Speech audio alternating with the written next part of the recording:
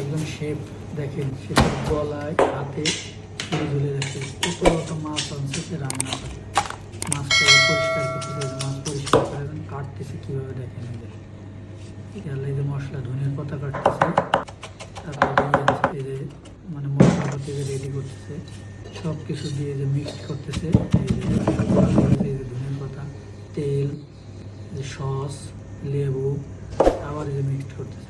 Mixed হয়ে যাওয়ার মশলা মাখাচ্ছে দেখেন। ইরে বাবা কীভাবে মাখাচ্ছে, একদম খুব মজাদার হবে বোঝা যাচ্ছে। এই যে আবার কী দিচ্ছে, চাউলের গুঁড়া নাকি। এই যে তেলের ভিতরে দিয়ে দিল, বড় কিসের ভিতরে তেল দেখছেন, তেল দিচ্ছে। এই যে ভাজা হয়ে গেছে মাছ। ও সেই স্বাদে কি স্বাদ দেখেন। এই যে লোকটা এখন এই যে কাটতেছে, খাইয়ে দেখলাম, দেখেন কি একটা স্টাইল, হেভি স্টাইল।